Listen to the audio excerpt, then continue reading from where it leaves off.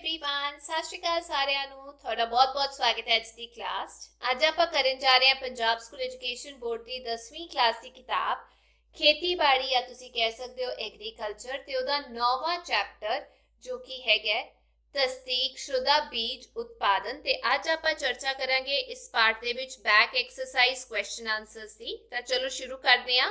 ਅਭਿਆਸ ਊੜਾ 1-2 ਸ਼ਬਦਾਂ ਵਿੱਚ ਉੱਤਰ ਦਿਓ। पहला प्रश्न, कणक दियां 2 मैक्सिकन किस्मां दे नाम लिखो। उत्तर लरमा रोहू, सोनारा चौट।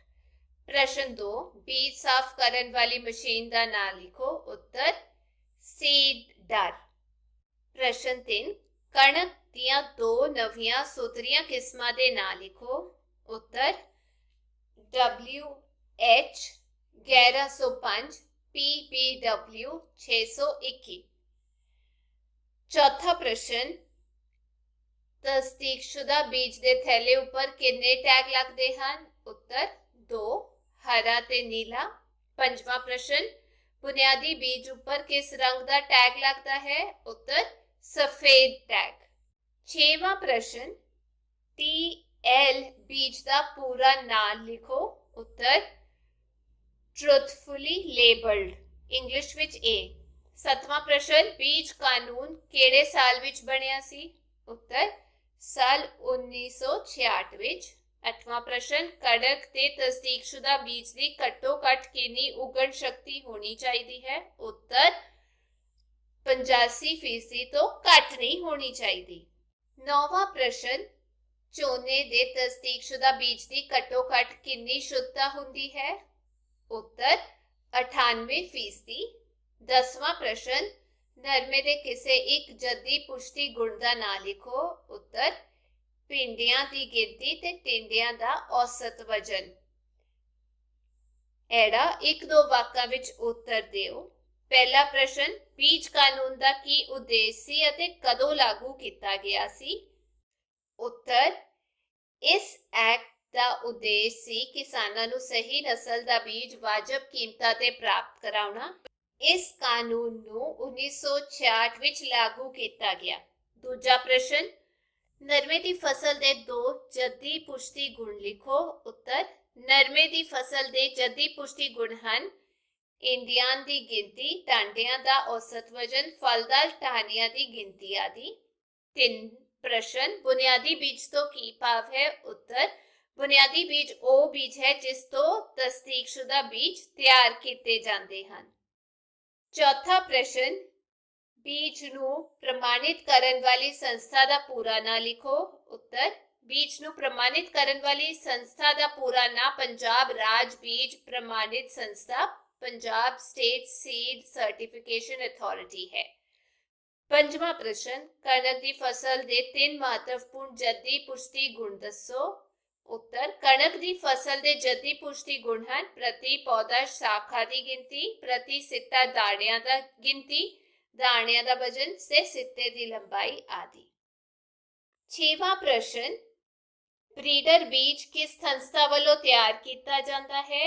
उत्तर जिस संस्था वालों उस किस्म की खोज की जाती है वह मुंडला बीज तैयार करती है ते इसी संस्था वालों मुंडले बीज तो ब्रीडर बीज तैयार किया जाता है। 7वां प्रश्न, बीज दे कोई 3 बारी दिख वाले गुणों बारे लिखो। उत्तर बीज दे बारी दिख वाले गुण हैं बीज का रंग रूप, आकार ते वजन आदि। 8वां प्रश्न, तस्दीकशुदा बीज की परिभाषा लिखो। उत्तर तस्दीकशुदा बीज वो बीज हैं जो मिथे हुए म्यारां अनुसार पंजाब राज बीज प्रमाणित संस्था की निगरानी अधीन पैदा किए जाते हैं। 9वां प्रश्न, बीज उत्पादन विच वखरेपन की दूरी की महत्ता है। उत्तर इस तरह दूसरियां फसलों का असर बीज के म्यार ते नहीं पैंदा है। 10वां प्रश्न, उपरे पौधों नूं बीज फसल विचों कढ़ना क्यों जरूरी है। उत्तर इस तरह बीज म्यारी किस्म का मिलता है ते मिलावटी नहीं होता। अगे चलते हैं ईड़ी भाग 5-6 वाक्यां विच उत्तर दिओ।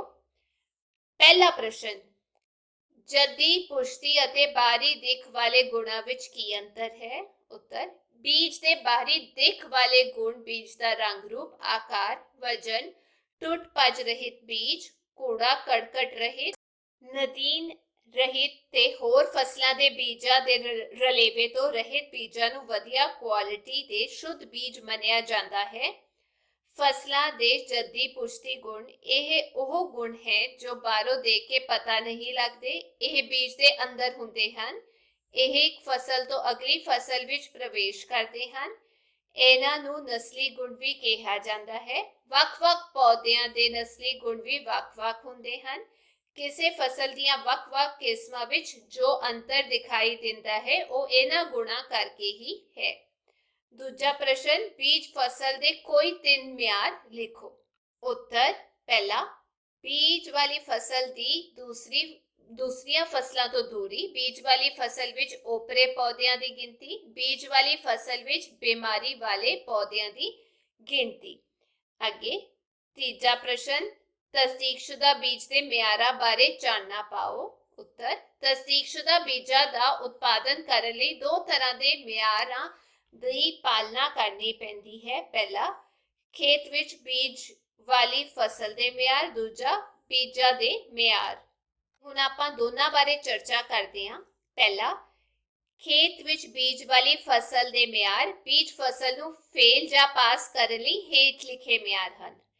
ਬੀਜ ਵਾਲੀ ਫਸਲ ਦੀ ਦੂਸਰੀਆਂ ਫਸਲਾਂ ਤੋਂ ਦੂਰੀ, ਬੀਜ ਵਾਲੀ ਫਸਲ ਵਿੱਚ ਓਪਰੇ ਪੌਦਿਆਂ ਦੀ ਗਿਣਤੀ, ਬੀਜ ਵਾਲੀ ਫਸਲ ਵਿੱਚ ਬਿਮਾਰੀ ਵਾਲੇ ਪੌਦਿਆਂ ਦੀ ਗਿਣਤੀ। ਦੂਜਾ, ਬੀਜਾਂ ਦੇ ਮਿਆਰ, ਪ੍ਰਯੋਗਸ਼ਾਲਾ ਵਿੱਚ ਬੀਜ ਦੇ ਨਮੂਨੇ ਦੀ ਪਰਖ ਕਰਕੇ ਅਜਿਹੇ ਮਿਆਰਾਂ ਬਾਰੇ ਪੜਤਾਲ ਕੀਤੀ ਜਾਂਦੀ ਹੈ। ਇਹ ਮਿਆਰ ਇਸ ਤਰ੍ਹਾਂ ਹਨ: ਬੀਜ ਦੀ ਉਗਣ ਸ਼ਕਤੀ, ਬੀਜ ਦੀ ਸ਼ੁੱਧਤਾ, ਬਿਮਾਰੀ ਵਾਲੇ ਬੀਜਾਂ ਦੀ ਮਾਤਰਾ, ਬੀਜਾਂ ਵਿੱਚ ਨਦੀਨ ਦੇ ਬੀਜਾਂ ਦੀ ਮਾਤਰਾ।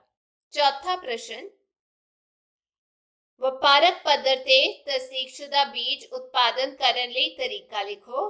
ਉੱਤਰ, ਵਪਾਰਕ ਪੱਧਰ ਤੇ ਇਹ ਧੰਦਾ ਸ਼ੁਰੂ ਕਰਨ ਲਈ ਢੰਗ ਇਸ ਤਰ੍ਹਾਂ ਹੈ। ਇਹ ਧੰਦਾ ਸ਼ੁਰੂ ਕਰਨ ਤੋਂ ਪਹਿਲਾਂ ਬੀਜ ਉਤਪਾਦਨ ਸੰਬੰਧੀ ਪੂਰੀ ਜਾਣਕਾਰੀ ਪ੍ਰਾਪਤ ਕਰ ਲੈਣੀ ਚਾਹੀਦੀ ਹੈ। ਇਹ ਜਾਣਕਾਰੀ PAU Punjab agriculture university Ludhiana, ਖੇਤੀ ਵਿਗਿਆਨ ਕੇਂਦਰਾਂ, ਖੇਤੀਬਾੜੀ ਮਹਿਕਮਾ, ਪੰਜਾਬ ਰਾਜ ਬੀਜ ਪ੍ਰਮਾਣਿਤ ਸੰਸਥਾ, ਪੰਸੀਡ ਵਰਗੇ ਅਦਾਰਿਆਂ ਮਹਿਕਮਿਆਂ ਤੋਂ ਲਈ ਜਾ ਸਕਦੀ ਹੈ।